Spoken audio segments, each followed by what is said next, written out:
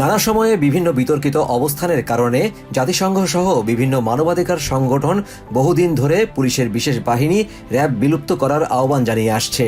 আমেরিকার নানামুখী নিষেধাজ্ঞার পরও বিগত সরকার এই বিশেষ বাহিনীর পরিবর্তন না আনলেও এবার সংস্থাটির নাম বদলের সিদ্ধান্ত নিয়েছে অন্তর্বর্তী সরকার। মঙ্গলবার সচিবালয়ে সাংবাদিকদের কাছে এই তথ্য নিশ্চিত করেছেন স্বরাষ্ট্র উপদেষ্টা লেফটেন্যান্ট জেনারেল অবসরপ্রাপ্ত জাহাঙ্গীর আলম চৌধুরী। স্বরাষ্ট্র উপদেষ্টা জানান, নামের সঙ্গে নতুন এই ফোর্সের কাজের ধারাও পরিবর্তন করা হয়েছে। এছাড়া তাদের পোশাকেও পরিবর্তন আসছে।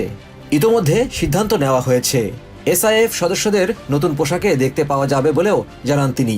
বিএনপির নেতৃত্বাধীন 4 দলীয় জোট সরকারের সময়ে জঙ্গিবাদের উত্থান ও আইনশৃঙ্খলার ক্রমাগত অবনতির মধ্যে 2004 সালের 26শে মার্চ পুলিশ, সেনাবাহিনী, নৌবাহিনী, বিমান বাহিনী, আনসার ও ভিডিপি, বিজিবি ও কোস্ট গার্ডের সদস্যদের নিয়ে র্যাব গঠিত হয়।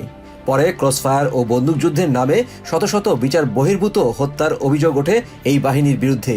বিএনপির পর আওয়ামী লীগের সময়েও এর ধারাবাহিকতা দেখা যায়। আন্তর্জাতিক মানবাধিকার সংস্থা হিউম্যান রাইটস ওয়াচ একাধিকবার র্যাব ভেঙে দেওয়ার আহ্বান জানালেও বাংলাদেশ সরকার তাতে সাড়া দেয়নি। এমনকি যিনি ক্ষমতায় থাকতে র্যাব গঠিত হয়েছিল সেই খালেদা জিয়াও পরে আওয়ামী লীগের আমলে র্যাব বিলুপ্ত করার দাবি জানিয়েছিলেন। এর আগে রাজধানীর আগারগাঁওয়ে কোস্টগার্ড সদর দপ্তরে স্বরাষ্ট্র উপদেষ্টা বলেন, নির্বাচনের সময়ে দায়িত্ব পালনের ক্ষেত্রে কারো বিরুদ্ধে কোনো ধরনের অনিয়মের অভিযোগ পাওয়া গেলে তার বিরুদ্ধে সরকার জিরো টলারেন্স নীতি অবলম্বন করবে। অনুষ্ঠান শেষে স্বরাষ্ট্র উপদেষ্টা সাংবাদিকদের বলেন, নির্বাচন নিয়ে কোনো ধরনের চ্যালেঞ্জ নেই। এছাড়া নির্বাচনী পরিবেশ আগের তুলনায় অনেক ভালো বলেও দাবি করেন উপদেষ্টা Jahangir Alam Chowdhury. Yusuf Khaled, TVN24 news desk.